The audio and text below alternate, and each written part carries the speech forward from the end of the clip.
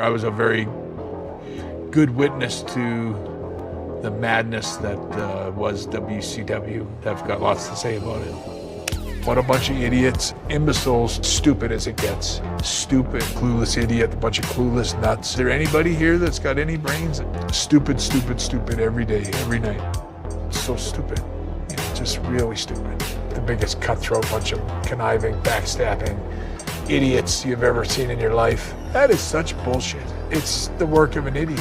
Pathetic, really stupid idiots. Are you an idiot? Lost idiot? He was the shits. You will always be seen as a complete failure. The term motherfuckers would have been crossing my mind pretty regular. Thanks for nothing. Go fuck yourselves. I like the ending. Thanks for nothing. Go fuck yourselves. I'm sure there's more context in all those clips, but man, it's still funny. They just wanted to make a highlight reel of him burning the shit out of everybody. Yep. All right, guys, we are back up for more getting some color. We're not doing like a Monday Night War WCW versus WWF. We're just doing WrestleMania 12. And right. Fucking Vinnie Mac is like fucking going nuts in the beginning, like always, to kind of introduce like what's gonna happen during the night. And obviously his lover is in the main event. So his gay lover, according to Brett. Yeah. Did you see what MJF said about him recently? No, what did he say? Oh, it's funny. He was doing an interview or something, and they asked him about like those comments Brett made about him, which was funny because all Brett said was like, "Who's that guy?" Like he acted like he didn't know who MJF was. Mm-hmm. And then MJF was like, "Brett knows who I am. He's trolling everybody." He's like, he told me my promo was good one time. I mean, I could totally see Bret Hart being like, he meets a lot of wrestlers, right? That probably want to shake his hand and, get wrestling knowledge and stuff. But he could have just been like, who is that? You know what I mean? I think he was trolling. Like, I'm one of those people that thinks he's working everybody with all this stuff. Mm-hmm. Because it gets reactions. Yep. And maybe one day, because wasn't he supposed to like create like a wrestling federation or whatever? He was like going to start a company. No, he wasn't going to start it, but it was something like they were talking about recreating Stampede Wrestling or something, and I guess he would have had like some kind of involvement in it. Oh, okay. But I don't know if that ever happened or not now. Mm-hmm. It's wild. I know we usually talk about old school wrestling, but like TNA got like a TV deal now, right? They're on AMC. Yeah, it's like fuck, man. It's like they got on a good network because AMC they could get away with a lot of shit. You know what I mean? Like, like something edgy compared to like a USA or what's another. And Netflix. Remember when they were moving to Netflix Raw and everybody's like, "Oh man, the PG era is done. It's gonna be nope, still the same shit." It was ridiculous to think that to begin with. Mm-hmm. It's those people that be like Attitude Era. You're never getting that again. And by the way, I'm gonna say very something controversial, because we're not there yet. The Attitude Era is not that great. Whoa. Mm-hmm. We'll get to that. I mean, it's great moments and stuff, and it was definitely a history in time. But the wrestling, that's another story. Yeah. Yeah. All right, we are in Anaheim, California. We're in the pond, and I was like, oh, wait a second. The Mighty Ducks just got fucking like created because of the movie and stuff. And there I saw in the Raptors, I saw a fucking Anaheim Ducks thing, and I was like, "Yep, we're in Anaheim Mighty Ducks arena," and they drew about 15,855. Oh, really? Yeah. So it's the real attendance. Yep. Okay, because I guess I saw the fake attendance, which was 18,800 700 something like that. Mm-hmm. Probably Vince was like, "We gotta hump those numbers." Anyway, the numbers. On commentating, we have Vinnie Mac and Jerry Lawler. and we are going into the first match. And I know we watched Raw and we had that like go home show of like what was going to happen, but I totally forgot about this 6-man tag. It's funny because we were talking about it. It's like, oh, they're building this match, and Yeah. I don't know what I was thinking of before, but I remember bringing it up in conversation one time. I was like, I think this match got canceled. I don't know why I thought that. Maybe I like conflated that with a different match that Yokozuna was supposed to be in, and it got canceled. Yeah, I think later on, because you said Jim Cornette says that like Yokozuna gets too fat and he has to go like to fat rehab or whatever, and that's when, or that's when people were sneaking in fucking KFC fucking buckets to him. Yeah. But I think that's pretty soon because I gotta admit, dude, like I was pumped every time Yokozuna and Vader got in the ring. Yeah, because it's like Yokozuna can work, even though he's like, bigger than he should be. Mm-hmm. He still can work right now. And then Vader we know he can work. Yeah. So that's like a big guy match that would actually be kind of entertaining as long as they don't make it like too long, I think. And dude, I got pumped up for Ahmed Johnson, even though he looked fucking stiff as hell in this in this match. He's trying. I mean, Yeah. but yeah, it's the 6-man tag: Vader, Owen, Bulldog with Jim Cornette versus Ahmed, Jake Roberts, and Yokozuna. Mm-hmm. And if Yokozuna wins, he gets 5 minutes in the ring with Jim Cornette, which is like classic old wrestling shit. Mm-hmm.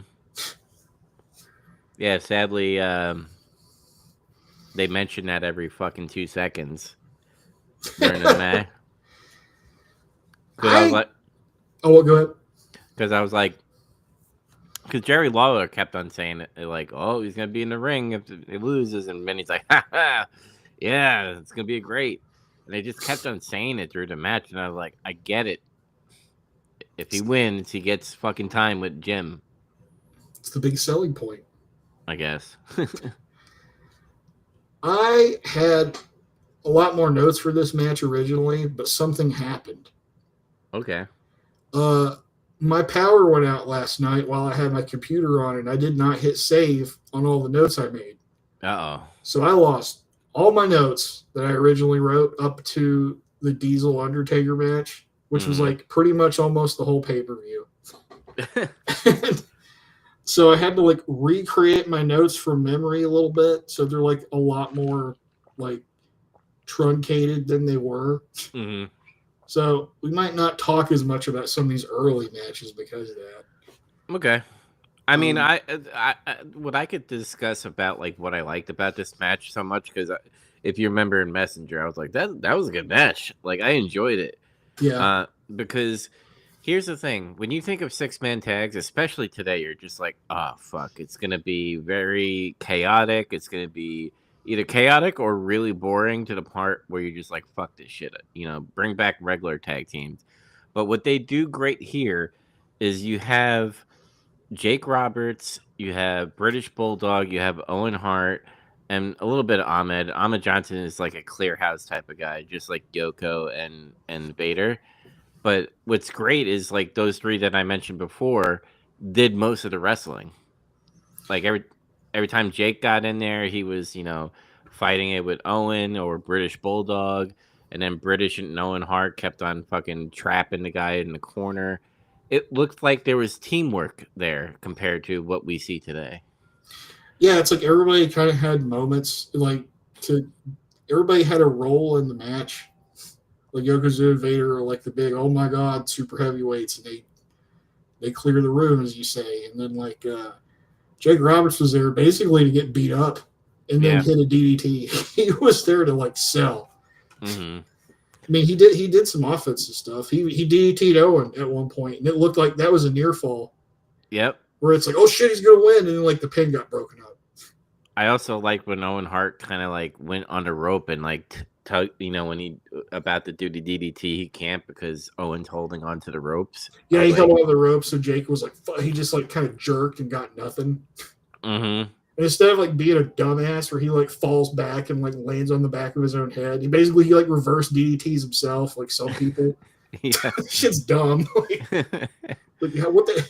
You reverse DDT'd yourself. But and then Bulldog and Owen are kind of there to get heat, or break things up. Was kind of their thing. And then Ahmed, he's just there to hit a big move and get out of there. It's kind of his role. Yeah. But they do it so well, like it actually looks like a fight's happening or a brawl, but like it's a brawl that professional, fighters or wrestlers are, in right now compared to you look at AEW mostly, but also like NXT and WWE, like everything's ballet when it's like a 6-man tag. Everything they're going to spot. There's spots in this match, but it's like spots that make sense. You know what I mean? Like a guy goes out and then all of a sudden someone gets launched over the ropes, or Vader gets launched over the ropes. I think he got tossed by Yoko, right? I think he got clotheslined out of the ring or something by him. Yeah. So like all that stuff makes sense, and it's like a wow moment because holy shit, that big ass fucking dude Vader just got fucked up by that other fat dude Yokozuna. So it's like it makes sense instead of like everybody huddling around and then I'm gonna jump on you guys, yay, and then there's a spot. Yeah, it makes sense and you can follow it. And I guess if you have to really try to break down what the difference is between this match and modern 6-man tag matches and stuff, is in modern 6-man tags, they try to think of spots like what's going to get the biggest reaction. Yeah. What's going to make everybody go, whoa, that looked cool. But in this setting, they're creating spots that are supposed to make sense in the context of the match, not specifically to get a reaction, a pop. Oh, you remember in that indie show where that fucking disgusting wrestler used her tampon? Oh, that was Gigi Dolan / Priscilla Kelly. Yeah, she was trying to get a reaction, and she got it. And I guess she made it. Maybe that was an eye open to fucking talent relations. John Laurinaitis probably during that time, weirdo. I can't totally criticize them because it's the indie scene's fucking bullshit. So you have to try to do something to get some kind of attention, I guess. Mm-hmm. It's just your mileage is going to vary on what it is you're trying to do. What else? Vader and Yokozuna did some good brawling. Yeah. Every time they got in the ring together, it was cool. It was cool, and the crowd fucking got. I'm using a young person word. It got lit. Got lit. Yeah. Ahmed got to do some impressive moves. He took Vader down with a flying shoulder tackle, and that got a big pop. Mm-hmm. And then he did that dive out to Vader on the floor. I think he fucked it up the first time because I think Yokozuna was supposed to throw him out, but he miscommunicated or something. He didn't understand that he was supposed to do that. Mm-hmm. So he kind of then Yokozuna's okay, bro, and then he shoots him off into the ropes. And then he kind of boosts him to throw him out of the ring. He was oh, okay.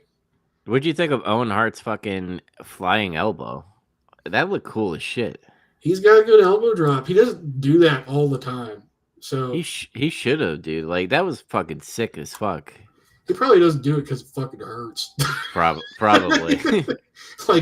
Everybody I ever hear of that talks about oh, my move, it hurts me, with the elbow drop. It's if you do it and you don't hurt the guy, it's you're taking all that impact on your hip, basically. Mm-hmm. Makes sense. Jake Roberts is still super over. Dude, they were chanting DDT the whole time. Yeah, he gets a lot of mileage out of just the DDT, where he's just trying to do it and he fails. Mm-hmm. And the crowd goes, "Oh fuck, you almost got him!" They do that. That's so funny, how old school wrestling, it was it's more of a spectacle with some of the wrestlers. Jake the Snake, I mean, obviously he has his promos, right? His promos are good, and obviously the Snake is his icon, thing. And the DDT. That's what gets the fans over. It's like they're waiting for that one moment that could happen. They like it when he fights back, when he comes back. Mm-hmm. Because they get excited because they start thinking, oh man, he's good DT, he's good DT. It's all about building up to that. Yeah, soon, he's gonna get beat up by one Stone Cold Steve Austin, and yeah. Mm-hmm. Let's see. The finish was like Jake took like a running power slam by Bulldog, and he kicked out of it, which was like crazy. Mm-hmm. That's his finish. And then Vader came in and did like a big splash, and then he kicked out of that too. It's like, what? He kicked out like all these big moves. Jake Snake is hulking up, brother. Yeah, you think that, but then like the other heels are like fighting outside with the other baby faces. And then Vader just says fuck it, hits him with like a Vader bomb, then he pins him. Yep. I was like, oh, there it is. Okay. He ate 2 finishers to get a beat, and like Vader splashed him. I watched Jake that whole time, dude. He even when he tried to brace for Impact, he got fucked up because like I saw his face turn and he probably said some shit like, "Brother, that was too fucking hard. Why?" Yeah. But yeah, but I like that Vader got the win. I think he deserves it, but then obviously things are gonna happen along the way. Like, to me, the way it came off was like they're trying to build everybody in this match for something. Like their Camp Cornette is like getting strengthened as a unit, kind of. Yeah. But they're also like kind of subtly pushing Vader more, if you notice. Mm-hmm. And then like they're trying to push Yokozuna as a babyface, and it's working, I guess. And Ahmed and Jake Roberts is there, so. I think Vader always has that formula that just works because he's just a weird but good guy. What I mean by that is like he says some weird fucked up shit, but it's cool as fuck. If that makes any sense. He's not really talked that much on WWF TV though. Yeah, not yet. Like so far, it's just been like he kills people, and then occasionally he'll say something. Mostly, it's like Cornette or everybody else is talking about him. I wonder if that's Vince being like, "You sound like a caveman. I don't want you talking." Maybe. Yeah. Vince didn't really completely understand Vader. That's like part of the reason why he didn't get over too. So he's a fat guy that wears a weird mask. Yeah, there's stories about them and how they constantly misunderstood each other or something. It was like oil and water whenever they'd like interact. Yeah. Oh, well, what would you give this match? I gave it a 7. I gave it a 7.3 out of 10. It was a good opener. Yeah, it was a great opener. And I wasn't expecting it. That's the thing. I was like, oh, 6-man tag. Automatically, my brain right from Modern, it was like, oh, this is probably going to be lame. No, it wasn't. It was great. Then we get a recap of Goldust Piper feud. Was that Michael Cole doing the narration? No, he's not there yet. It's like some other guy, I think. Sounds just like him. It's weird. He doesn't show up till 98, I think. Mm-hmm. Yeah. This is when Jim Ross has Bell's palsy. He has to go away for a little bit. We get to the Hollywood backlot brawl. Yeah. Oh, I want to make notice something I noticed that was weird. Nobody would notice this except super wrestling nerds that remember shit like this. Mm-hmm. In the video package for like the Roddy Piper Goldust feud, the music they were using was Vader's first entrance theme at WCW. And that was free. That was like bothering me so much. Like, why is this Vader's first WCW theme? What the fuck? I don't know. And I was like, I guess it's a generic piece of like production music you can get from like those libraries. That's got to be what that is, because that's like the Hardy Boys theme, the original Hardy Boys theme. It's the same thing. Yeah. I saw it in commercial one time for Castrol GTX motor oil. And I was like, that's a Hardy Boys theme. What the hell? Oh man. So this is so unique. I don't know why. It's just like you see Roddy Piper. I also found it weird that they had like a little crowd there. That had to be like production people or something, right? I guess, or they wanted it to make it look like there's people working here, pal, or something. I don't know. Yeah, because there was like these weirdos fight in a fucking parking lot. Yeah. So you see Roddy Piper standing with a baseball bat, and then there's like a hose that's near him, and then there's a dumpster behind him. Which, by the way, dumpster is so out of place. I don't know if he like put that there as like a blocking technique if he gets past him or something, but it just seems so out of place. It kind of looked like a WWE game, when you go backstage and you just see items that are just like laying around for no apparent reason. Yeah. I guess, yeah, that he wanted. I mean, there's got to be a place to dump garbage. It's a back lot. It is. It's not a huge stretch. Yeah. So he's standing there, and then all of a sudden, fucking Goldust comes in a fucking gold Cadillac, and I was like, "Fuck yeah, dude! That Cadillac looks fucking legit." He does like a little spin. He spins out his tires and scrapes that white Ford Bronco, and I was like, "Oh, are they gonna do what I think they're gonna do?" And Goldust stops. Like, why didn't he like run him over right away? Because he wanted to like beat him. Yeah, I guess he wanted to touch him. He wanted to put his hands on him and stuff. Yeah, so he stops the car. Roddy takes him out, and he starts like fucking beating. Well, first Roddy like hits all his windows with the baseball bat. Which, by the way, do you think that baseball bat was gimmicked? Because it looked weird every time it hit the car, like it was rubber, like a hard rubber. It might have been, because that might explain. There was a point where Roddy hit Goldust with the bat, and it looked like a good, solid hit. Mm-hmm. Like he really hit him. So it was either a gimmick bat or he just knew how to work a baseball bat swing to make it look like he hit him. Mm-hmm. And I could believe either one. So, like, I don't know. Yeah.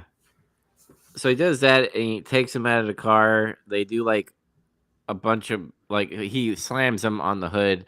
And then there's a part where he, like, tries to lift fucking Goldust, and he just doesn't. And it just looks all sloppy, like he just, like, carried him to the car. He's like he was going to body slam him, but he couldn't quite. So he just goes, ugh.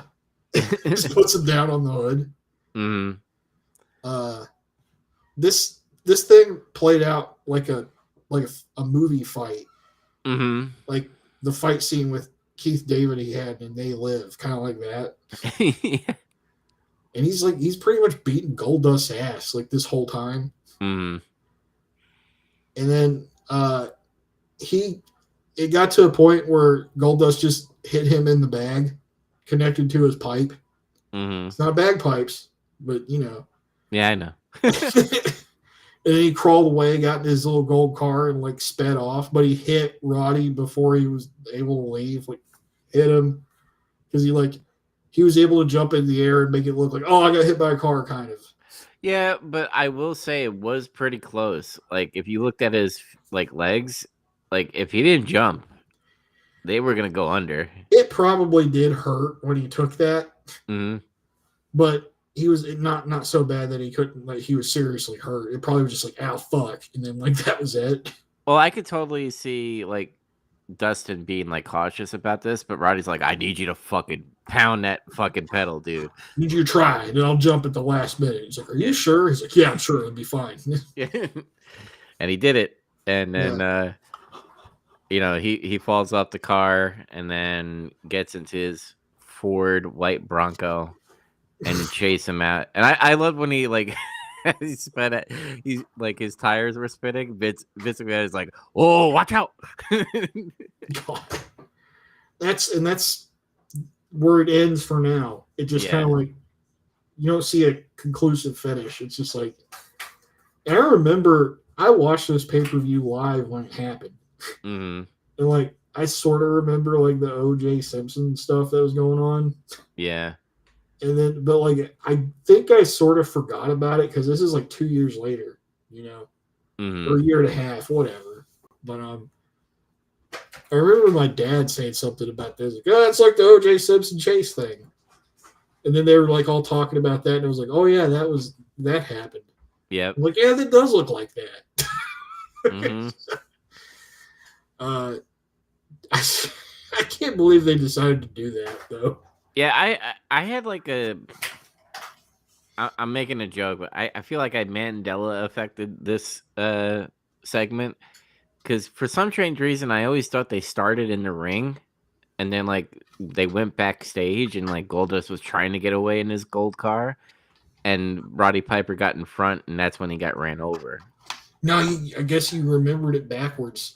Probably, yeah. Because it's that's the opposite of the way it goes. I was like, this is different. But yeah, they speed up and they we get updates during a match and then later on something happens. But yeah, that was something. I mean, it's very iconic. I mean, I love Roddy, I love Dustin. So like it's fine. Hey, it's a hell of a lot better than that stupid match Dustin had with that fucking guy in the back of the 18-wheeler. God. Oh yeah, where they had to like close down roads because they were doing a wrestling match on the road. That shit was terrible. Yeah. Yeah, it's definitely different.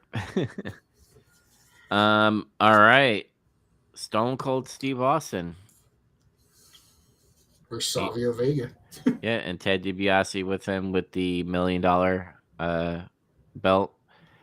Which is not on the line. Not on the line. Is this the first time we're seeing the black trunks, or did he show up last time we saw him with the black trunks? Last time we saw him, he had them. Okay. Because that was like the first time they told it's Stone Cold Steve Austin. Then, oh, okay. He's still wearing the white boots right now, but yeah. It sounds so weird, like Vince saying it, because he seems like uncertain when he says it. He's like, he's Stone Cold Steve Austin. I think it's just because they don't know what that means yet. Yeah. Exactly. Like Austin probably told him, like in his mind, what it means, but he's like, "God damn, just give me a chance to do it." Then, all right, pal, I guess I will. That's where we're at right now. Yeah. They do take a little time to try to get us up to speed with this feud that's only existed for like 2 weeks. Yeah, I actually commend them because who's that we always shit on? ECW is the one that like never updates what happens. For the most part, yeah, they're always just like these guys are feuding. They've been feuding for a while. I'm like, they have? Like, you didn't tell us or show us that? Yeah. So I was like glad they showed us. They had like a team up thing where Stone Cold and Savio Vega was as teams, and Stone Cold was doing the heel thing of just saying "fuck this shit." Yeah, he basically refused to tag with him, and then like when it looked like Savio was going to win the match, he hit him in the back of the head with like a top rope elbow drop and just fucking left. Caused him to lose. Yeah, and Savio Vega was like, he did like a promo where he's like, "I'm gonna beat the shit out of you," along those lines. Yeah, they also showed a bit where it's like they built this feud more on superstars, I guess, because it's like, well, you got 2 TV shows, you may as well like make use of it, I guess, is what they thought. Mm-hmm. And they showed a match where I guess Austin beat some jobber and had him in the $1 Million Dream for way too long. So Savio Vega saved him. But yeah, that's the feud. Is these guys don't like each other. That's it. But hey, it's something. At least they tried. It wasn't a bad match. I thought it was pretty decent. Solid. Yeah, I thought too. I had some more notes about like the work. I mean, it wasn't super long because the match wasn't really that long. Mm-hmm. But I guess like these guys work pretty well together, I think. And like this was better than the match they had on Raw that we saw. Yeah, I also think I know how long has Savio Vega been around in the business at this time? Oh, a few years for sure. I'm not exactly sure how long he's been wrestling up to this point, but I think some people said he's kind of like a veteran at this point. Okay, so good. Maybe at least since the 80s. Because it feels like Stone Cold is like working this match where he's like, "Kid, I need you to do this," or whatever. Like, do it. Real quick. Because he took a lot of bumps that I know this is like still young, kind of in the prime Stone Cold. But like there were some times I was like, wow, he took that move. Holy shit. So Savio actually only has a year over Steve Austin, so they've kind of been working for like a similar amount of time. Okay. It's just I think in Savio is a bigger star in Puerto Rico, Yeah. than maybe Steve Austin ever got to be, like, in America up to this point. Mm-hmm. So, in terms of maybe being an international star or something, like Savio's got more cachet than Stone Cold does. Mm-hmm. But, I guess the way I remember him talking about working with him, it was easy and they worked pretty well together. So maybe he's just like, you brother, if you want to call this match, go ahead. I'll work with you. That's what they did. Yeah, it was good. I also liked Ted DiBiase getting like annoyed that Stone Cold didn't capitalize, because there was a part where Ted DiBiase like comes out of the other side of the ring and gets into Savio Vega's face, and then Stone Cold comes up behind him, but Savio Vega is like, "Ha, bitch, got you," and then like throws him into the pole, and you see Ted DiBiase being like, "Motherfucker, like, god damn it." I think they're starting to show subtly like they're not going to work together much longer. Mm-hmm. Because clearly it's like he has his own ideas about what he wants to do, and it's not lining up anymore. Yeah. I love the subtle things like that, because that's storytelling, right? When Yeah. when you see that stuff, you're just like, oh, something's going on. And today that happens, like It happens here and there. yeah, people looked at fucking the Masked Man's ass and said Austin Theory, and they were all correct for some strange reason. I remember seeing some idiot say that they thought it was like Zoe Stark or something.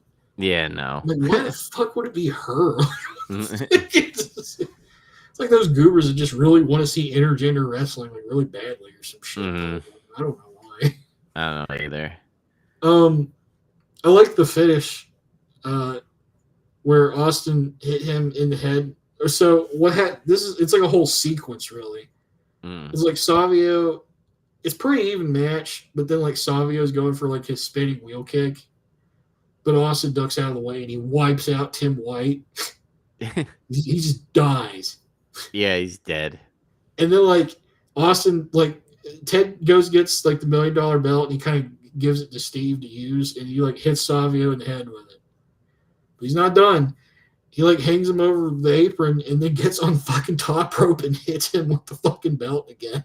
Yeah.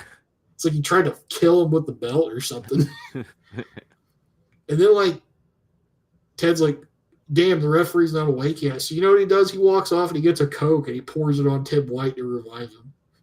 Mm-hmm. Like, so that's what everybody needed to do this whole time to revive the referees. Just go get a soft drink or a beer. Like, just pour it on the referee's face. Yeah, I like that he didn't get water. He's like, I'll just take this fucking fan soda, because clearly you can see it's soda. Give me that, you idiot. And then he just does that. Yep. When he woke up, though, and then Austin has Savio the $1 million dream, then he's like checking him, and he's like, yeah, he's dead. And he calls for the bell. I thought for a second Ted DiBiase rang the bell, but he went to go grab the $1 million belt. I was like, ring the damn bell. He pulled Vince before Vince. Yeah. He did the screw job before Vince did. During this match, we did get like some type of cellular phone from Roddy Piper. He called like 3 different times. It was like the first time you could hear him saying something, but you also heard like police sirens in the background. Yeah. They didn't show us the footage yet of him getting chased. Yeah. And then like when he calls back a second time, I think, and you don't really hear anything. It's like he says, and then like there's no more talking, but you hear police sirens again. Mm-hmm. And then I think they show the footage of him get chased on like the fucking highway by police. Yeah. Clearly using footage from the O.J. Simpson thing. Yeah.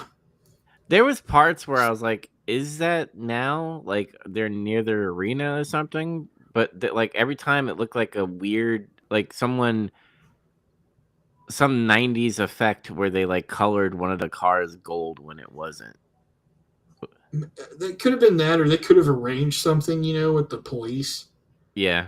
And be like, can you guys like chase our 2 cars and then get a helicopter? And can we borrow a helicopter and like film it? I mean, they probably could have done that. They could have done that. Who knows? But what'd you get this match? I gave it 6.8. Okay, we're close. I got a 6.9 out of 10 for this. It was a decent match. Yeah, it was solid. Mm-hmm. So, speaking of solid, Ultimate solid Warrior. Turd. Yeah. Tipping my hand, I guess. Nobody likes this fucking match, though. Who cares? This match sucked. Ultimate Warrior versus Hunter Hearst Helmsley. Now, we all know why this sucked. Apparently, Triple H was like excited to work with Ultimate Warrior, and he had like a plan. Probably be like, "Hey, you're gonna hit me with your moves. I might get a couple in, but you're gonna overpower me or whatever." He was gonna do the business for the Ultimate Warrior. I think. I don't know. He could lie. I think his intention was to try to make like a match out of it, but like obviously he's gonna be better than him and win. Mm-hmm. But no, he said no. And this is what we got. Yeah. Also, he came out with Sable. Hunter did. And it's funny. Yeah. We'll get to it after this match because we do see someone entering WWF that was a bad man at one point. But we'll get to that. Wild man. Yeah, no, he's a wild man. Fucking Triple H got squashed. Like the way the match started, it's by the way, Ultimate Warrior got like a really long entrance, like way longer than his entrance would usually be. And he got pyro. He got pyro, which I think he was getting pyro before. Mm-hmm. But the length of it was just a lot longer than it had ever been. And he was like getting ready to take his little coat off. And then Hunter Pearl Harbored him from behind. He started tagging him. Mm-hmm. And he was like hitting him and punching him and shit. And then like he kind of was beating on him for a little bit. And then he hit a pedigree when he tried to do like a backdrop. Mm-hmm. And you got him, oh my god. He stands up. He just killed his finish, basically. Yep. That's what kind of annoyed me. Yeah, it's like kick out and then stand up. Mm-hmm. Like he just buried his fucking finisher. Like, God. So, I mean, he must have still been difficult to work with, Ultimate Warrior, to the point where he's like, I'm getting my money, I'm getting out, essentially. He just had no interest in, like, working this match, I think, is the way it's portrayed. I mean, everything I ever hear from his little run here that's going to be over before the year's over is he was really erratic and hard to deal with. Like, it was even worse than it was before. I guess you got to be a dick sometimes if you want to get ahead in that business. I think it's just residual, like, fucking animosity from, like, the last time. Like, between both parties, probably. Mm-hmm. But, Warrior just did it. His comeback, he hit, like, a flying shoulder. He hit, like, 3 clotheslines, flying shoulder tackle. He hit a gorilla press. And then he did the big splash on his back, and he pinned him. That's it. It was a shit match, dude. Like, I could imagine me as a kid being like, this is the Ultimate Warrior that people have been talking about. That was a little... I think I remember seeing him on TV before, but I wasn't really that attached to him because it was kind of slightly before my time a little bit. Mm. But I was like, that's what some of the other people in my family were saying when he came out, when we was watching this. It's like, oh, Ultimate Warrior, okay. And then I watched him and it was like, he beat that guy really fast. I was like, that was fast. Mm-hmm. They're like, yeah, he's really good, I guess. And I was like, okay. They didn't really completely understand at the time. Though I thought it was weird seeing Triple H do his finisher and then, like, it just didn't affect him and he just beat him. I was like, he beats everybody with that move. What the hell? Like, Like as a kid, I thought that. Yeah. Well, yeah, I mean, you're driving the dude's head into the mat while holding his fucking arms. He killed that one guy on TV. Remember? Yeah. But that dude, that's so insane. That dude thought it was like, oh, we're doing a power driver. He put himself in a power driver position. He just almost fucking died. Yeah.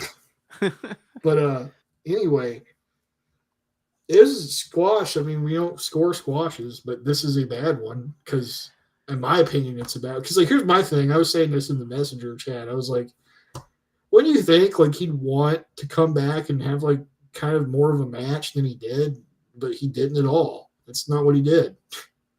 It's kind of like Goldberg when, like, you know, when he wants to have a match, like today, he'd be like, you know, I'll do a match, but I only could work in the ring for like 3 minutes. It's less than 5 minutes, and I get to do my moves, and then that guy just fucking loses. Yeah. That's why I always compare those guys because they're like kind of similar to one another. Mm-hmm. And it's also like I said something like I don't think Warrior understands wrestling. Like even after all that time, because you should think in your head, especially after one of the best matches you ever had in your career was with Randy Savage. Mm-hmm. And he like meticulously plotted the match out, and it's legitimately the best match you ever had. You thought he would have learned something in that, but he didn't. I think what happened was whoever talent relations saw Sting and him together, and they're like big bodybuilders, but Sting was like, I'm gonna get into this business. He probably loved wrestling. I don't know his backstory, you know, as a kid. I don't know if Sting was as big a fan at first, but like he came to like get in, he understood it and wanted to learn. Mm-hmm. Whereas like Warrior never really had that. Also, it helped that Sting was a better person. Yeah. And if you think about it, like fucking Ultimate Warrior had the look, right? Like you have Hulk Hogan when the Ultimate Warrior came along, it's like, holy shit, like they're almost similar in some ways. Besides, like Hulk Hogan has better promos and better booked matches, in my opinion. He's a better wrestler than Ultimate Warrior. There's no fucking. I agree with that. You cannot argue that at all. About the like John Cena only having the 5 moves of doom. The Ultimate Warrior has what, 3?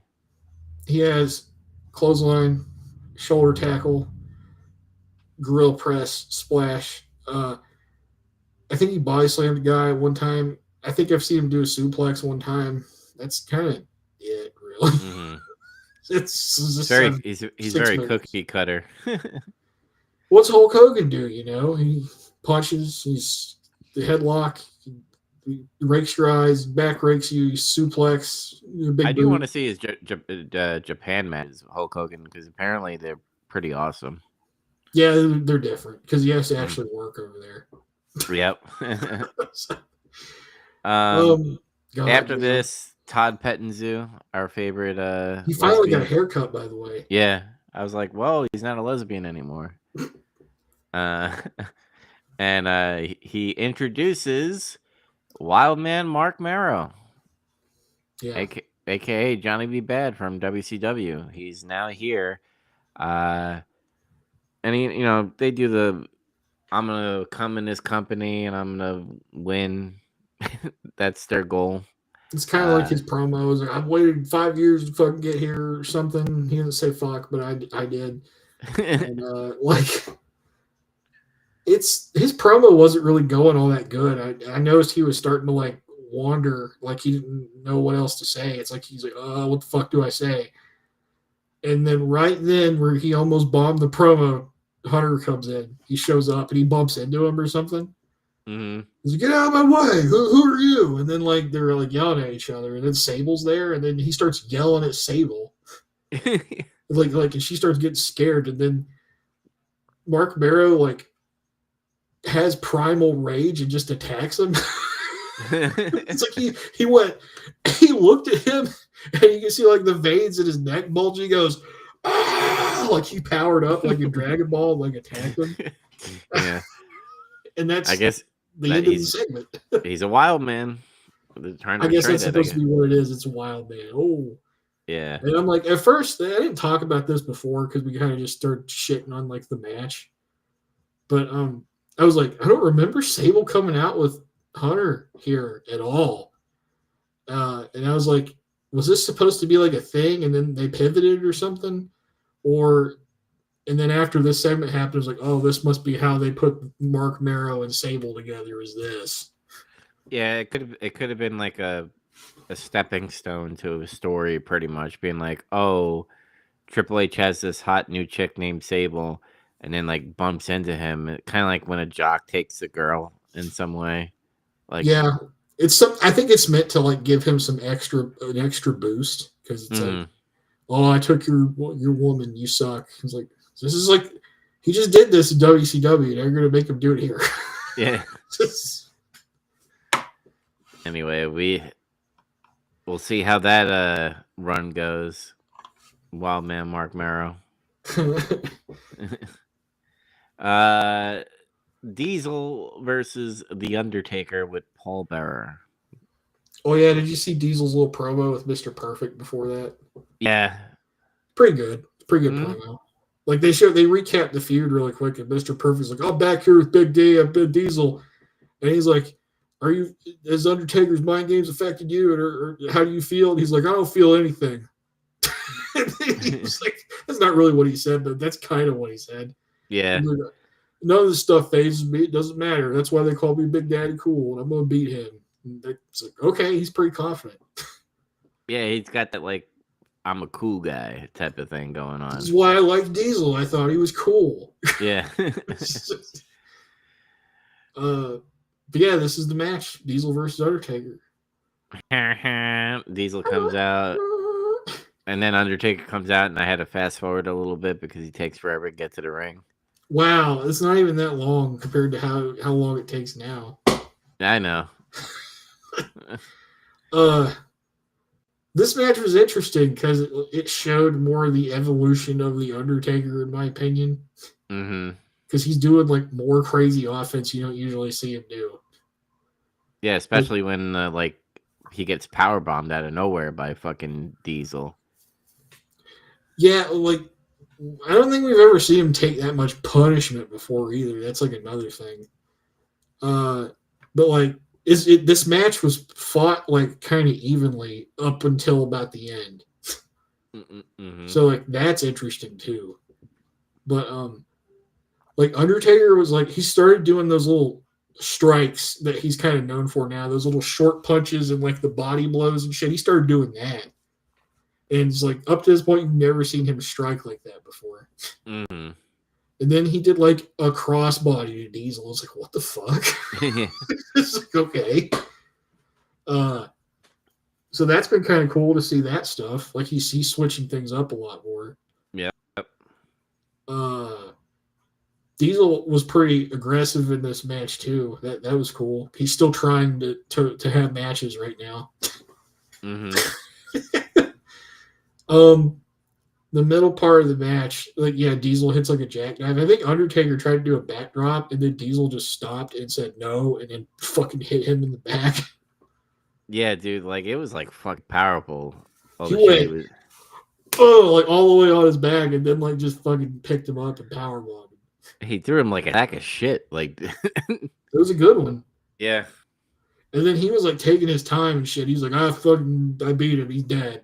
And then Paul Bearer's he's at the side of the ring. He's like, the power of the yes! And then like Undertaker sits up like right after he gets done doing that. So Diesel's like, what? So he power bombs him again. And then he seems to be dead. And then Diesel's like, you look at him, he's fucking dead. So you know what? He does it again.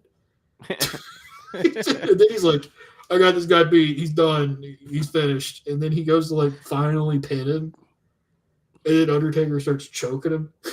And then Diesel has to like punch him in the face like pretty aggressively like a few times. They did kind of do that back and forth for a little bit.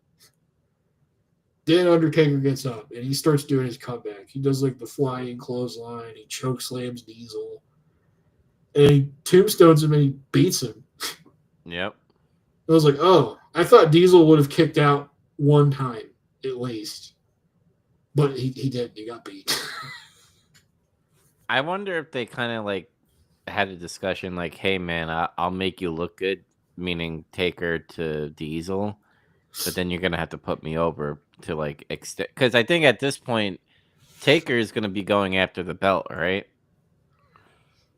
No, I don't think so. No, he's going to be busy with Mankind, remember? Oh, yeah, that's right. Mankind, yeah. He's pretty much not in the title picture again for a while. Unless there's like he has a match with Shawn Michaels and then like Mankind fucks him over somehow. Probably. I think it's Sid Vicious. I think Sid Vicious is going to be coming around. This next year. Yeah. But, this match, like two giants like duking it out. Like this is what you should be seeing when two giants are fighting each other. Yeah, it was good. It was a good match, I thought, and they weren't slow about any of it, except in the spots where they needed to be. Mm-hmm. Like selling, and then just Diesel being cocky and shit. Yeah. There was Snake Eyes I wrote on there. That was cool to see. I liked when Taker was trying to go old school on Diesel, and he like got fucking hit. And it wasn't old school yet, though. It's just school. Yeah, and school now. And Jerry Lawler is like, you can't be doing that. You're gonna fall. You're gonna hurt yourself. But I give this a 7. Oh, you gave it a 7. I went a little high. I give it a 7.7 because I thought it was a good, like, even though near the end it kind of just like went quick to the finish of what Undertaker is going for as far as moving his character. But man, Diesel was he looked cool. They're like, this is what we should have had when he was champ. Was cool Diesel being a cool champion and fucking shit up like he's doing now.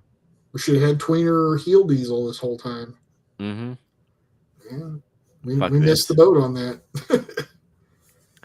We get a semi type of coolness when he gets to WCW. We are at part 2 of the Goldust versus Roddy Piper. They do this thing where both cars just decide to come back to arena. I laughed at that, by the way, where they like Goldust is trying to get away from a crazy fucking Roddy Piper, and they just do a Looney Tunes thing where they go in a circle and come back to the arena and fight in the arena. I get it based off of like to show the fans and like have them be live in the arena. But man, that's just funny to me. They just show back up at the arena. If I remember right, it was something like they filmed that fight either the day before or like a few days before.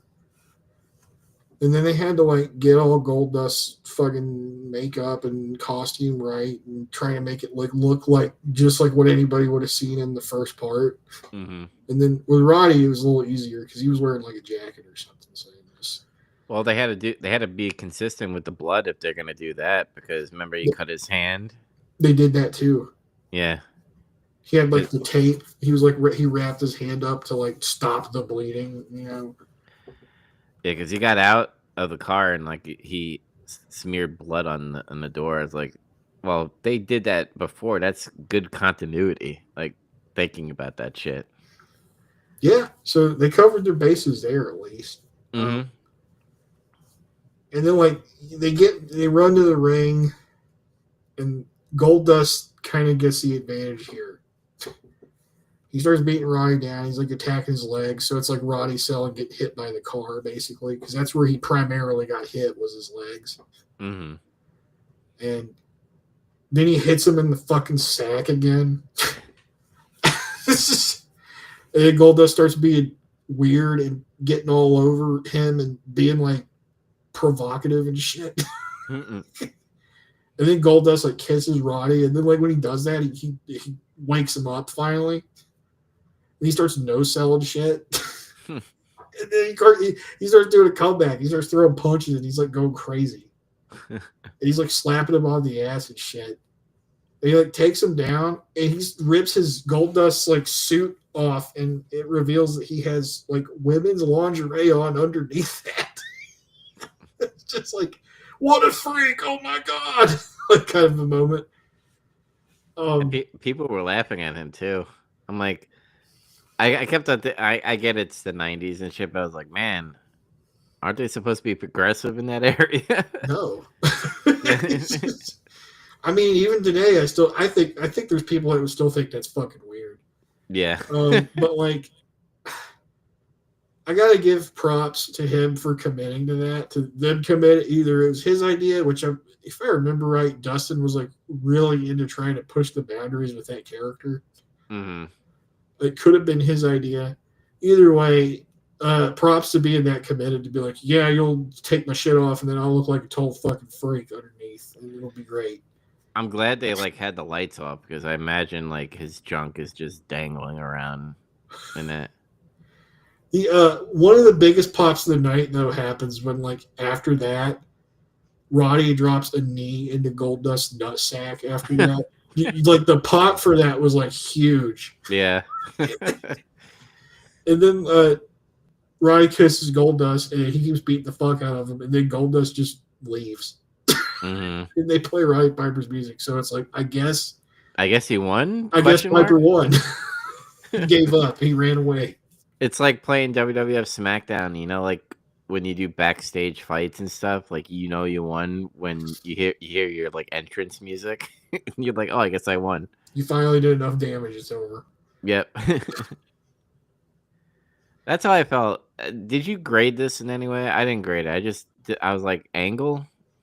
Yeah, I was kind of having the same thoughts too. I was like, I don't know if you can grade this like a match because it's more like a angle.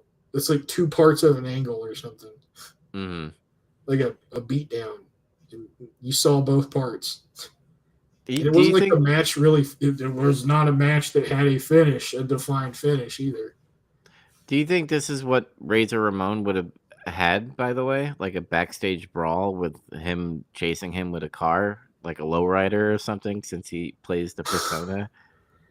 Maybe. I think I remember hearing that somewhere. This was all supposed to be Razor's thing. Like this feud was supposed to be longer with him, and it build to that. And then like, dude, either way, like I think both would have been great.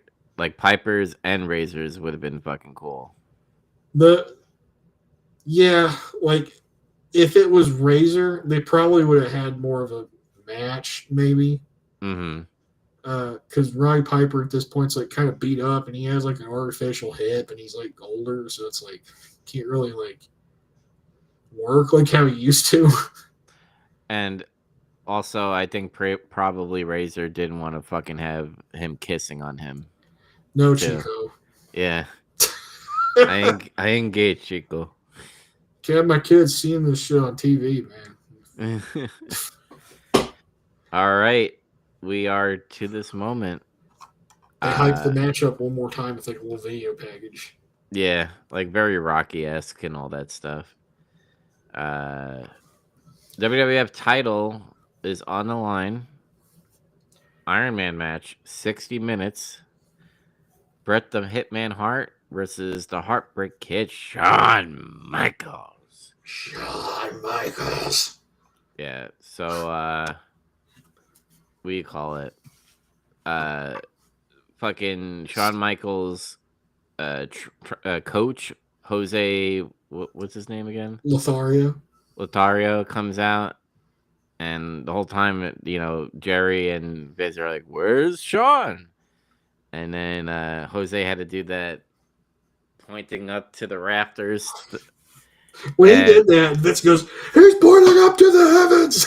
Yeah, I'm saying that. That's literally what he said. I didn't make that up. Yeah, it shows Shawn up there. You can just see like a little tiny, almost like a stick figure version of Shawn up there.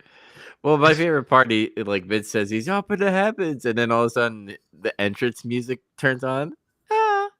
I'm cute. And you see like Shawn Michaels dancing, which, by the way, that was cool as shit. Like the camera, how it was like zooming in very slowly, and you just see him dancing on the rafters before he comes down. He like zip lines down to the ring. Mm-hmm. which was really cool. Like that's like that's now a super iconic wrestling entrance. Yeah. Everybody remembers that. When I saw that as a kid, I was like, Shawn Michaels is like the coolest guy ever. Now, like he just did. I thought the rope thing was cool. Then he did that. Mm-hmm. So he comes down cool, and all the girls are trying to touch him. He has Yeah. secured. I mean, wouldn't you? I mean, if you're a girl, I guess, and you were there, like that dude just like showed everybody how big Yeah. his hog is. Well, I just love how he's just like this, and he's just like walking around until he gets in. And then Bret the Hitman Hart's entrance happens, and He just does his entrance. Yeah. Very understated. Yep. And then they get in the ring, and Gorilla Monsoon is back. Because remember, he got like beat up by Vader. He's back and he's president again. Yep. I think they wrote him off TV because he was having like health issues and he like needed some time off to like do some shit or something. Mm-hmm. But now he's back. Yeah. And fucking Herb. Earl Hebner? I almost said Herb Ebner. I thought you were going to say Heb Earlder or something like that. Yeah. He's discussing the rules of the Iron Man match, pretty much telling them they have 60 minutes. This is how you can pretty much get a decision. And it was like, if you get thrown out of the ring, you count to 10, you lose a decision. And if he talks about like disqualifications, if I have to count to 5, I will disqualify you. Yeah. You let go at 4. This is the first time doing an Iron Man match in WWF, right? Yeah, and I like that they did this bit with Earl Hebner explaining the rules and shit because it made it seem like it was more of a big fight feel. It kind of reminds you of like the boxing match before they start, or like the UFC fucking fight before they do that. Yep. And of course, they got to check for weapons on both of them. Yeah, they did all that too before he went into his whole rules thing. Mm-hmm. Did you notice something that I liked what Bret does? So after they understand the rules, they say, shake each other's hands, and Shawn Michaels puts out his hand, and Bret just looks at him and walks away. Whoa. I was like, yeah. It's like he's doing mind games because he's that technician. That's right. Mm-hmm. But the fans are like split up. There was Bret Hart fans and there was Shawn Michaels fans. Like, it was like down the middle. Like, I don't think there was like one overpowering the other. I would actually say Shawn Michaels did seem at times was getting more cheers than Bret at moments. Yeah, and then there was parts of the match where Bret was kind of being a little more heelish. Mm-hmm. And that probably helped matters in that, because there was parts where it was like Bret was getting kind of rough, like rougher than maybe what Shawn was. Mm-hmm. Like I think the most vicious thing Shawn did was like he fucking threw Bret's shoulder into the post, which is typically a heel move. Yeah. But then Bret was doing shit like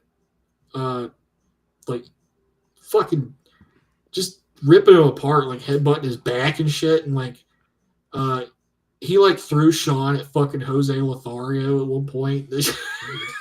Stuff like that. The fan got like annoyed at Bret to the point where Bret like fired back, like he's fine, relax. And he was like yelling at Earl Hebner at some point. Mm-hmm. Like he having some kind of hold, and he's like, "Ask him, it's not a goddamn staring contest," or some shit. But yeah, I can't do play-by-play for this match because it's so long. God damn, I'd write like a short story if I did that. Mm-hmm. So I just wrote little notes throughout about things that happened that interested me. So why do people like change their story now? Like, this is not a good match. Is it because it's very slow in the beginning, where they're like working each other, trying to tire each other down? Because that's what an iron match is supposed to be, by the way. I think it is. I think that's the biggest thing is like everybody's got brain rot and they're really impatient now. Mm-hmm. And especially with like modern wrestling fans who like the spot fest matches where there's no psychology or anything. It's just we do moves and then we get up and we kick out of everything and we keep going and we go to the next spot. Yeah, it's like people today. They're just like, it was 0-0 for the longest time. It's like, yeah, Yeah, it because shows you how evenly fucking matched they were. yeah. That was the whole point of this. It's like people want things to be like how their SmackDown games are, like on the PlayStation, where it's like, oh, I get one, you get one. We got to make this close. Like I've seen different opinions about this match, and I've seen opinions about the Iron Man match format. Like I've seen people say it's not a good match, it's bad. They shouldn't do those because they're bad or something. Yeah, but then they'll have non-Iron Man matches that fucking last 60 minutes, and then they get 5 stars from Dave Meltzer.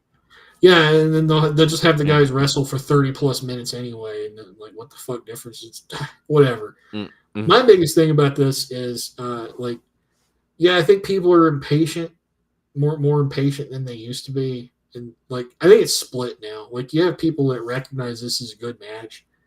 And then you have people that don't, or they don't want to admit it's good or something. But here's what I thought was interesting is like they spend the early part of this match mostly just like exchanging holds and doing like, wrestling. Mm-hmm. The thing that this whole thing is based off of. And I don't want to hear fucking internet smarks complaining about how American wrestling fans don't understand technical wrestling because Zack Sabre Jr. said so. When at the same time they shit on this match. Because that's what the first 20 minutes of this match is like technical wrestling. Mm-hmm. You can't do that. Well, it's just Brett trying to slow down Shawn Michaels because remember they built him up being this like very luchador type of wrestler, and he's very high flying and very agile. So as what Bret Hart does is I'm gonna put you on hold and I'll try to take out your legs because that's what I'm good at. That's what people need to understand is like as a wrestler you got to think what type of wrestler you are. Because you could tell a story on how you wrestle. Like Bret Hart could literally, he's a great executioner in some way. And he puts people in holds. He knows how to, slow them down and take out limbs if he has to. Or you know what I mean? If he's like a defensive wrestler where it's like they've put this over for years now since we've seen WWF from like 1993 on. If you make a mistake in a match with Bret Hart, it's over because then he takes advantage of that, and then you're fucked. You can't get out of it. Mm. That's how they built him like these last 3 years. But yeah, it's like, well, it's funny though because the way they start this match out, it's like the inverse of that. It's like Shawn was trying to wrestle Bret, and like for the most part, he was doing pretty good. Mm-hmm. And it's like, oh, you didn't expect that, I guess. It's like there's parts where he just straight up throws him out of the ring in like different holds, and Bret's like getting pissed off about it. Because I think he's getting frustrated because he can't out wrestle him as fast as he think he should. Yeah, I think that's what's great storytelling as well. Because I think in Bret Hart's mind, even though he like kind of like respected Shawn Michaels and praised him in a way, he probably thought this was going to be an easy match. Like I'm gonna, get my couple of decisions and I'm just gonna out wrestle you. Yeah, he's basing this off of the Shawn Michaels from like 2-3 years ago. I feel like it's like where Shawn Michaels has evolved now. Yeah. There's Jerry Lawler's been pretty funny tonight, like through the whole night. Mm-hmm. He gets in some of those little dad jokes, these old jabs, but they build up over time.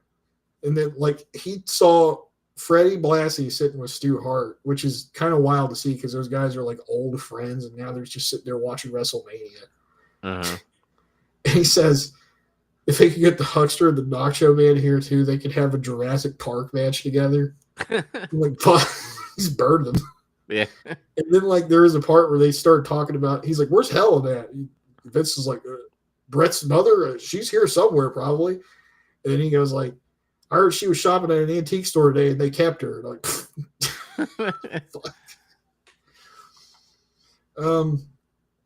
they start ratcheting up the intensity a little bit because like Brett blindsided Shawn with like a clothesline. Like it's like Shawn was doing something, he had his back turned for a second, and he turned around, just Brett just fucking threw him over the rope, basically. And then he starts going after him, and it's funny because Lawler calls him an idiot because he could have gotten a count out. Mm-hmm. And then HBK runs Brett's shoulder into the post, like right after that happened. He's like, see, he proved my point. And then Brett, like, this is like one of the coolest spots of the match. Brett like flops onto like a timekeeper who's like sitting there just at the corner. Like it's like near where the announce desk is and shit. And then like you see out of nowhere, because like the camera's just focused on Brett being like, oh fuck, like laying up on this guy. And then you just see out of nowhere Shawn's foot, and he just kicks the guy in the face behind Brett because he dodges it like the last second. Mm-hmm. And I was like, oh, I always remembered this spot. Like to this day, I remember it vividly. He's like, oh my God, he hit that guy by accident. Like this is the way it was supposed to look. Mm-hmm. You just never saw anything like that, really. Yep. And what was even cooler is like it got a big reaction too. But like what was even cooler is when they show the replay of it, like zoomed out, where you can like see the whole sequence play out. Basically, Mm-hmm. it looks good. It doesn't look like that was choreographed or anything. See what you maybe do? I hit Stan. That's where it came from. Yeah. Brett had Shawn in like a chin lock and a headlock for. That's when he did that thing where he's yelling at the referee, which was cool. Mm-hmm. Because it was showing him getting more pissed off. I said, dude, they're selling hammer locks and like wrestling in this match. Mm-hmm. Like there's parts where like Shawn's able to out wrestle Brett again. He's putting him in hammer locks, and Brett's like, ah, fuck. Basically, like he's just screaming in pain, basically. Then Brett starts getting a little nastier. He starts doing those hard forearm uppercuts and shit that look good. He's like one of the only guys that makes that move look good. Mm-hmm. Then Shawn knees Brett in the gut. He like throws his shoulder in the post. That's when he starts getting him back like some more. He starts working Brett's shoulder after that. Like Brett's been kind of working his head up to this point. Shawn starts working on his shoulder. Then they're talking about this is another funny part. Is like I think they're talking about Shawn Michaels won 3 Slammy awards last night. They had the Slammys, I guess, the previous night. Mm-hmm. And Lawler asks, did Shawn give one of those to Jose? And Vince goes, he dedicated one to him and gave it to him. And Lawler says, I would suggest you'll see one appear at a pawn shop in Tijuana tomorrow. Vince is like, stop it. Man, one of the other huge, I forgot about this spot. One of the other big spots in this match is like when Brett backdrops Shawn out of the ring. Yeah. And I somehow I memory hold that. When I saw it, because the way they shot it, it was like, oh shit, because you didn't expect him to just go over the camera. Mm-hmm. And I was like, oh my God, like I said that out loud when it happened. And then like shows him laying there like he's dead. He got ejected out of a car crash or something. And then it shows the replay and it looked great. And then like Brett's working Shawn's back after that. And he shoots him in the corner, and Shawn does his little wacky turnbuckle bump, but he like kind of stalls out when he's like on top of the turnbuckle. Mm. And then Brett like runs up there real quick and gives him like a high back suplex. That was cool. And like Brett's continuing his offense. Shawn flies out of the ring. He takes another crazy turnbuckle bump. This is like when he catches Jose by accident with his leg like on the head. Yeah. I don't think that was a planned bump. But like props to Jose for like going down with it, whether he meant to or not, I guess. Because he was like, oh shit, and he kind of sold it. The next one though, I think was planned, which was where Brett shot Sean into like the stairs. Yeah. And like he kind of hit Jose like when he was like hitting the stairs, and Jose fell over too. Mm-hmm. And then Lawler starts laughing. He's like, I never thought I'd cheer for Bret Hart, but here it is. He's beating up an old man by accident, basically. And then he was like said something to Jose, and like I think that's when he was yelling at a fan too. Mm. Right there. But then like we're down to like the last 10 minutes. And like both guys are like really selling the exhaustion at this point. And then like they're fighting back and forth. Sean's like, it looks like he's gonna get beat though. We're down to like the last 30 seconds, and Sean's able to like try to do like a top rope move, but Brett catches him, puts him in the sharpshooter, and everybody's like going ape shit. And he doesn't give up, and the bell just rings. So it's timeout draw. Mm-hmm. Brett starts walking off with the title, but then Howard Finkel announces something because he talked to Gorilla Monsoon for a minute. He's like, this match will continue under sudden death rules. There must be a winner. So Brett comes back and he's not fucking happy. Yeah, and I'm not happy too, because like I said in Facebook Messenger, I said it was a perfect score for me. I was at a 10 out of 10.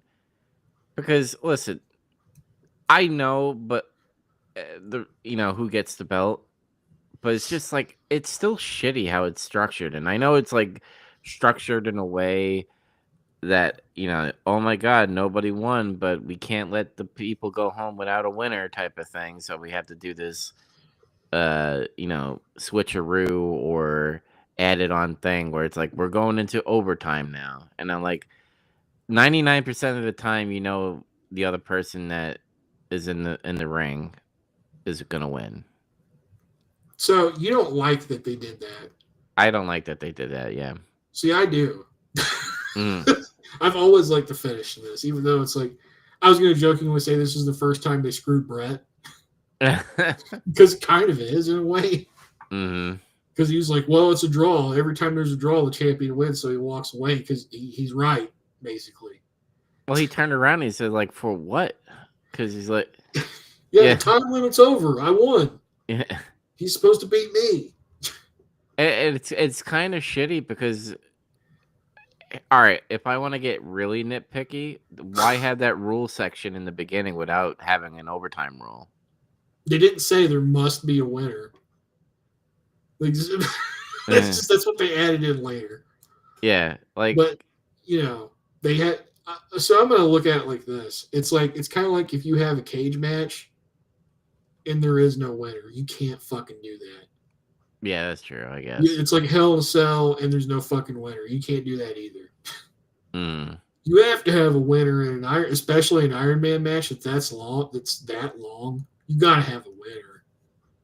Yeah, but you could also fucking bring out this feud even more, because like Shawn Michaels could have done the Rocky 2 when Apollo Creed said I won, but I didn't beat you, essentially. And they could have done that with Shawn Michaels, like, yeah, you won, Brett, but you didn't beat me. I never quit, and you never, put a decision on me. And you could have went that route as well, but I guess you have to have Brett chase it again. And that wasn't going to happen because Brett's like needs to take time off. So mm-hmm.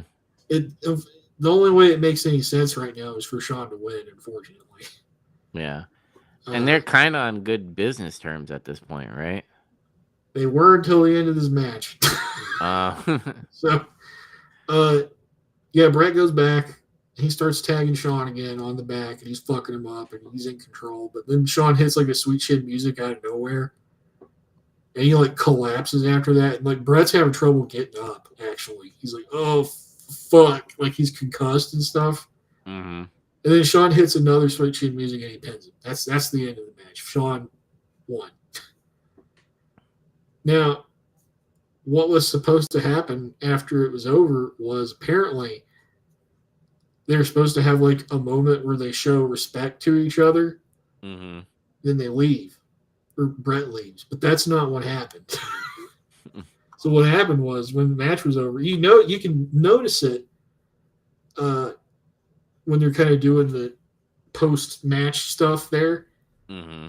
Sean's like saying something to like Earl Hebner, and then after he says it, he kind of goes over to Brett. He's like, blah, blah, blah. He says something to him. You don't know what he says. So Brett like gets up and he kind of like stands there for a minute, like he's like just standing there, and then he just walks out.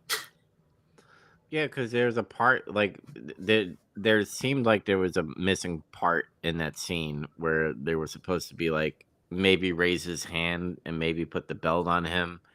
They shake hands. They fucking hug it out. If it's gay and it's like 2025 or something.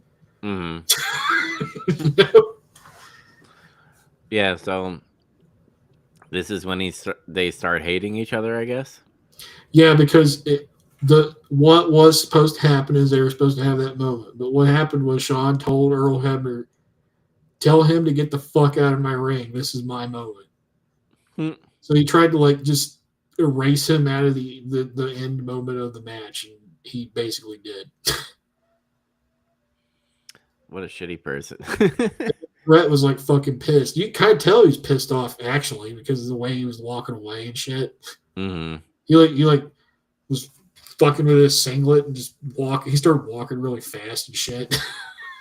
Dude, Earl Hebner has like been at the beginning and end of this like fucking feud of them hating each other. Yeah. So this right here is like the beginning of them not fucking being good with each other. Wow. Great match. I hadn't seen it for a very long time, and it held up for me. And I say it's one of the best matches ever. Like still, Mm-hmm. So I gave it 9.8.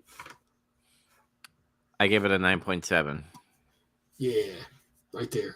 Oh, it's not perfect. I mean, listen, fucking.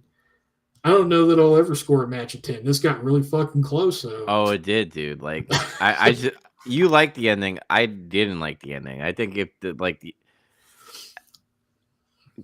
but then again, I know the history and stuff, so like I can't make an excuse like, oh, this could have like extended it, like that situation where like it ends in a draw, and then Shawn Michaels says, "Hey, you didn't beat me." You know, I mean that's a cool idea. Mm-hmm. I think actually, it's just like I don't know how people would react to that though in 1996.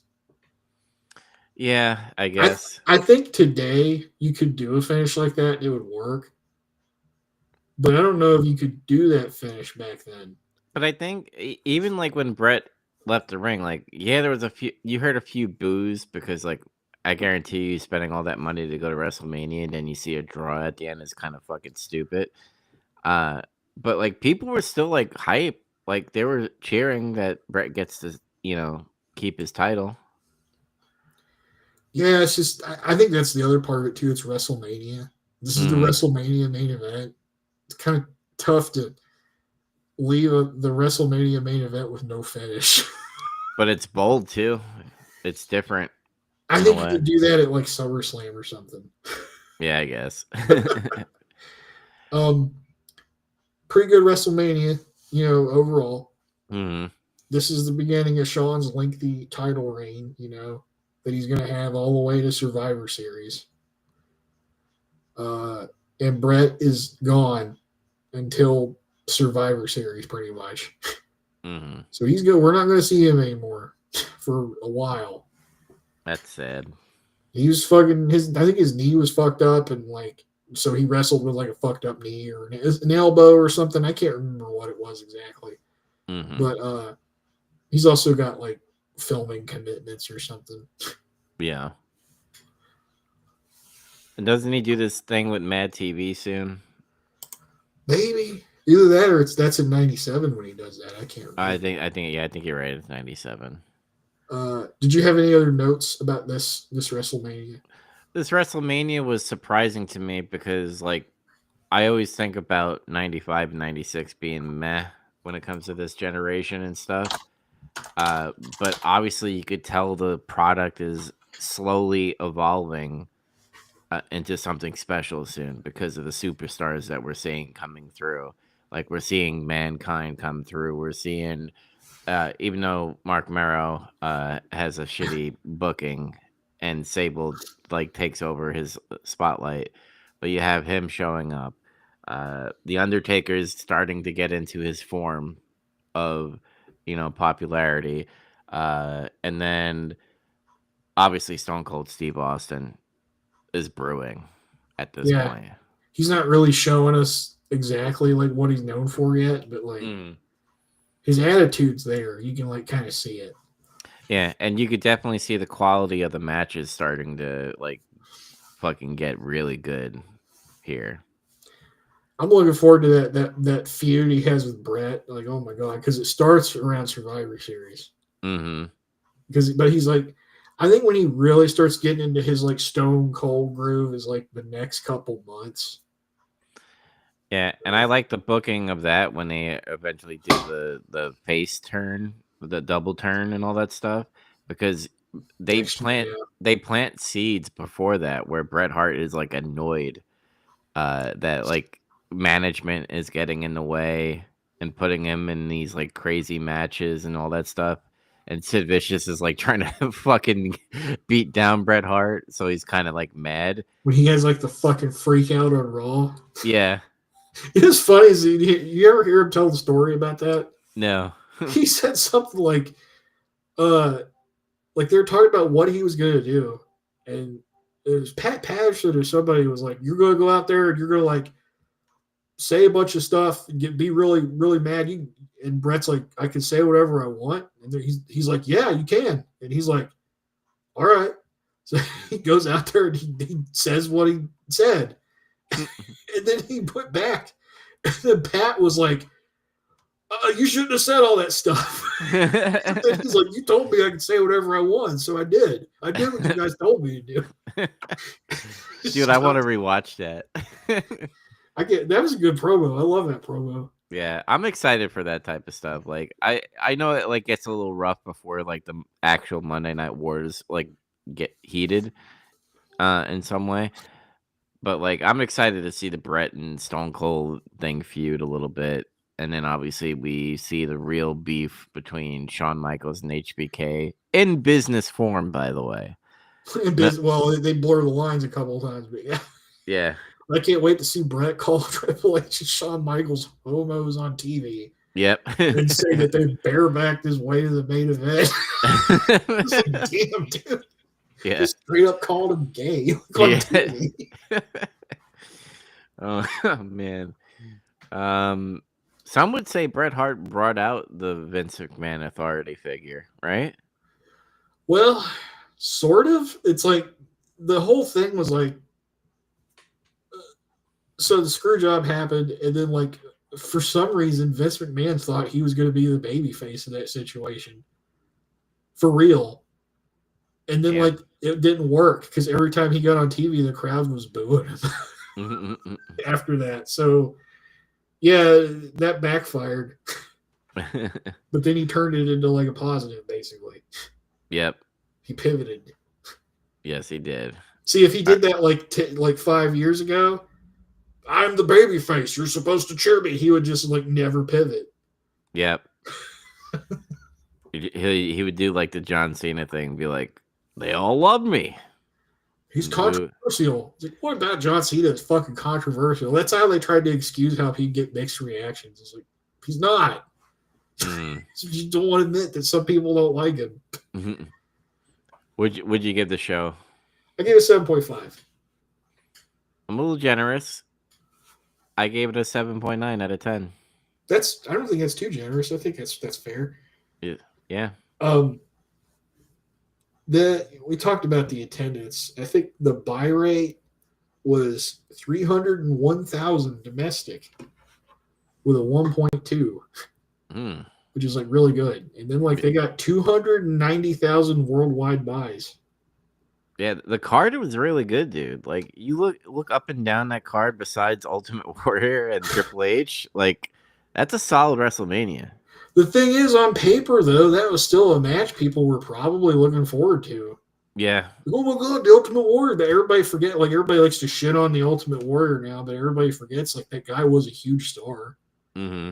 So it's like Goldberg. Everybody wants to shit on Goldberg, but like Goldberg was a huge star. So I fucking hate Goldberg, dude. He's such a shitty wrestler. I don't like him much either.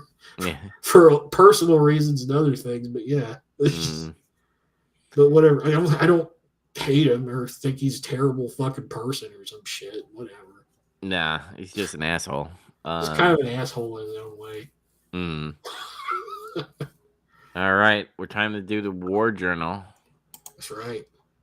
This is what we see who's better for the month, and that's between WWF and WCW. ECW does not compete with these big dogs. Yeah. They're a little regional promotion. So we had WCW have a pay-per-view, and then obviously WWF having a pay-per-view. Yeah, it's not really fair to compare those though. Like, yeah, really, because like it's WrestleMania against fucking uncensored. Like, but you could still have a decent pay-per-view. Like they could have tried better. Yeah. I'm sure in their mind they thought this was going to be a fun, great show. And I hope they kind of just 3-story cage thing. I just hope they kind of just didn't phone it in, and that's why we got that stupid cage, because they're like, oh man, we're competing against WrestleMania. We have to do something fucking outlandish. And it was fucking terrible. Yeah. Dude, the half of that fucking pay-per-view was just ass. It was like, it's like when you eat I don't know. I'm making shit up, but like you lick a lollipop and you think you're having cherry flavored, but it's ass flavored. It's like a Tootsie Pop, and at the center is like a shit core. Yeah. Yeah. That's uncensored, and like the storylines are just not intriguing at all. It's not coming up with anything still. It's still like the same shit, other than the Steiner brothers are here to do something. Yeah. I think what outshines the main eventers in this is the fucking tag division, because like every time we saw Lex Luger and Sting, it was funny because of Lex, and then we got to see the Road Warriors, and then we had sort of the Steiners versus the Road Warriors, which was a good match. Yeah, but everything else was just fucking trash. It's like the tag and the undercard is like where the good matches take place. Mm-hmm. And some of this stuff has no programming, no feud. It's just matches. Yeah, when we're praising Fit Finlay, we're praising Belfast Bruiser versus Steve Regal because it's like a fucking UFC match or something. Yeah, it's crazy. And then we go to Hogan and Macho Man doing like fake mega powers, even though they're the mega powers against fucking two factions. Two factions combined into one giant bloated faction. Yeah. And then you have Arn Anderson is like being smart and being like, I'm gonna wear my fucking street clothes in this fucking stupid ass structure. And then leaves and then comes back into gear. Like the only smart one. Yeah. But yeah, like WCW didn't have a Nitro for like one of the weeks in March. Mm-hmm. So here's the 3 shows they had. March 11th, they had a 3.2 rating. March 18th, 3.6. March 25th, 3.1. They're pretty much firmly over this 3.0 line now. Mm-hmm. And it seems to fluctuate up and down, I guess, between 3.2 to 3.6 mostly. Yeah, but they're only going off of names recognition. They really are, because it's like I don't feel like we're really biased for one company. We're not trying to be. No, what people don't understand, I was more of a WCW mark during the 90s. I'm admitting I was I like WWF more when I was a kid, but like I'm trying to be objective about everything. I try to give Hulk Hogan, I try to take up for Hulk Hogan more than you do, than other things. Well, there's times I will give Hogan his flowers. Yeah. I don't mean like you just shit on him. Just that comes up sometimes, where it's like, oh, Hogan does this, or he's actually good at this, or he's actually better than the Ultimate Warrior ever was, and all this other stuff. Yeah. But WWF has been building storylines. Like the Brett and Shawn Michaels storyline is really good.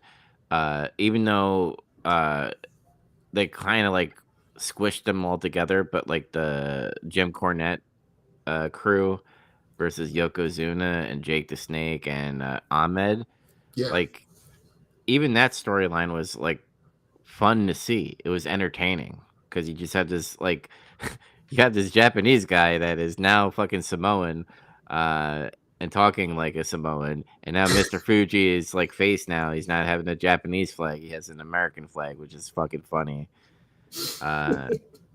But like that's more entertaining. You have Roddy Piper and Goldust quickly put together, but still entertaining to watch. Roddy Piper knows how to fucking he's a big hype man, essentially. They built that feud in like a month, basically. Mm-hmm.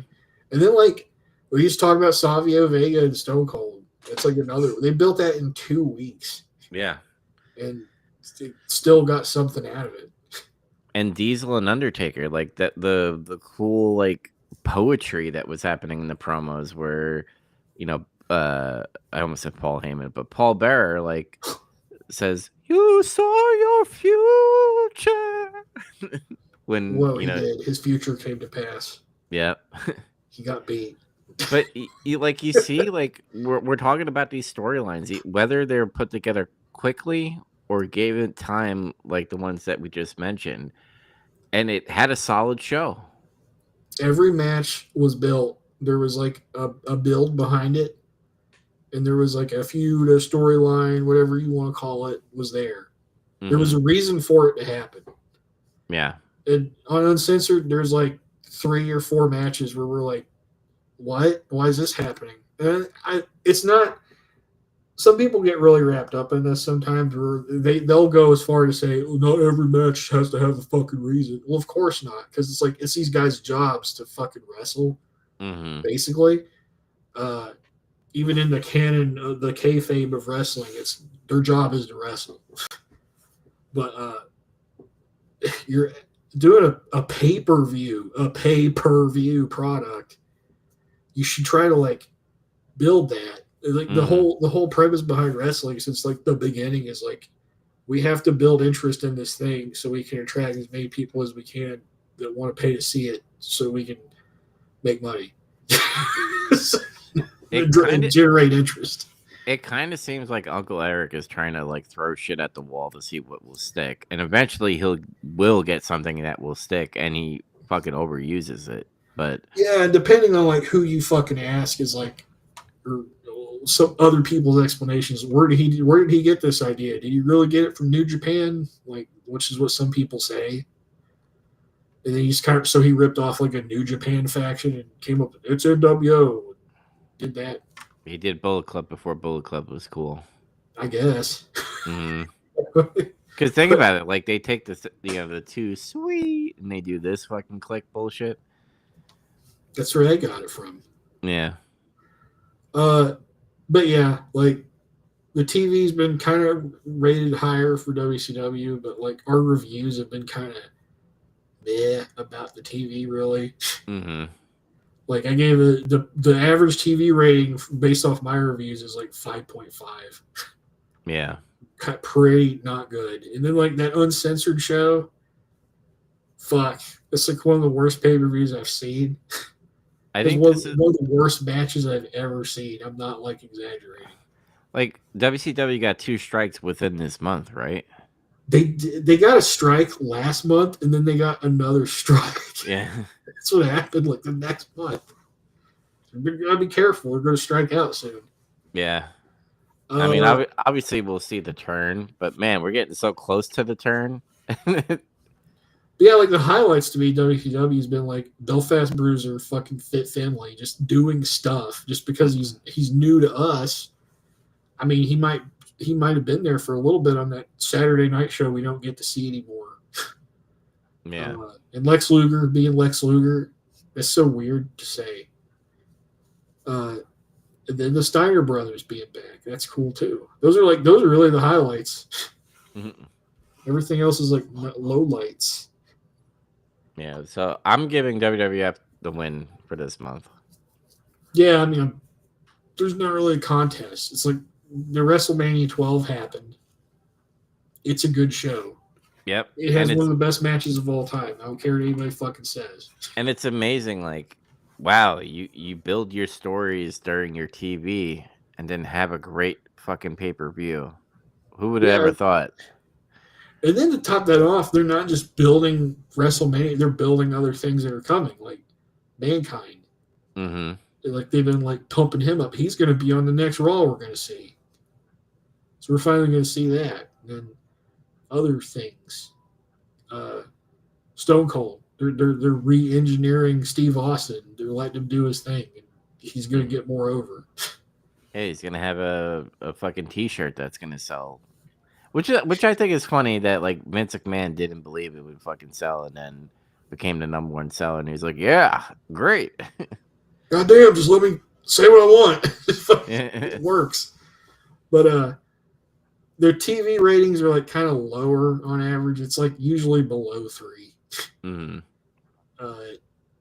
Review score wise, I gave their average is 6.2. So it's like we both enjoyed the TV more. Yeah. Then there's no point getting into the business end shit of the pay-per-views. It's WrestleMania. It blew the other thing away. It's also like funny to hear because like always when you hear fans talk about 95 and part of 96, they're like, oh my God, it was the most dreadful time ever. But like I'm watching this and I'm like, this is good TV. Like 95, like at the end of the day, we got finished with 95 and we're like, yeah, it wasn't really that good overall. Mm-hmm. Especially like, God damn, I remember the summer of 95 being pretty rough. Yeah. It got kind of like bad there for a little while. But looking back on it as a whole, it's like it's not that bad. I feel like I've seen worse years take place in like more recent times. Mm-hmm. Or like me being like beyond pissed off and done with like wrestling like in like 2007 or 8.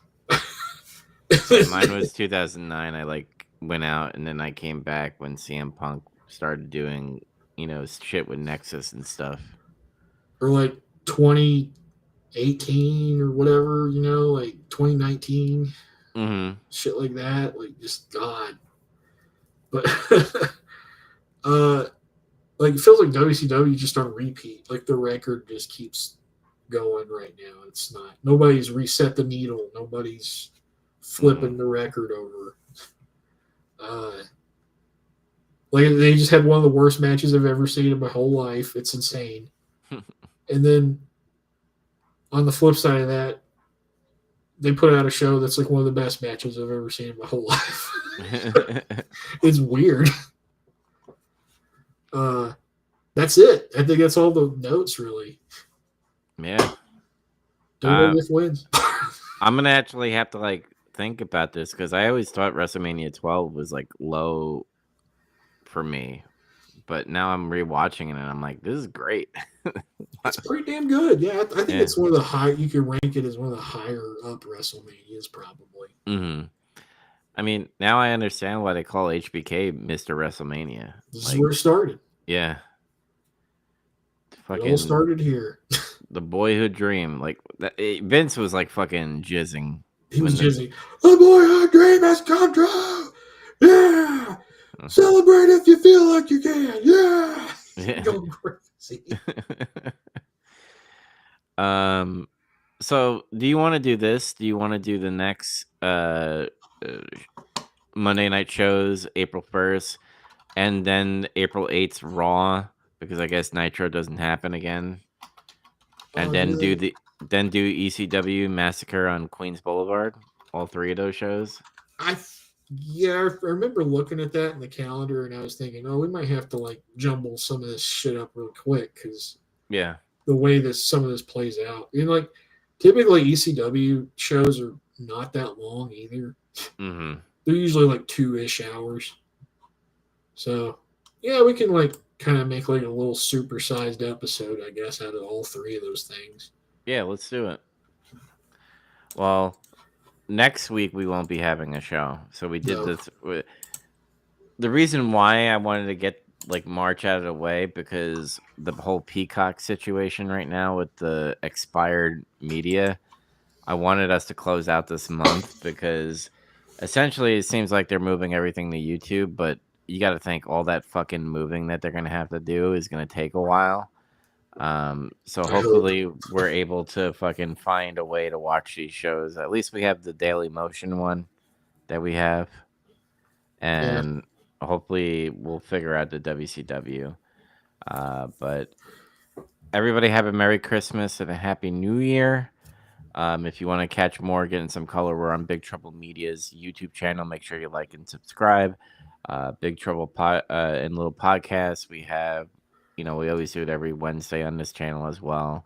And then I release the episodes, later on audio on all Spotify and iTunes. But until next time, everybody, remember to get some color. Peace out. See ya.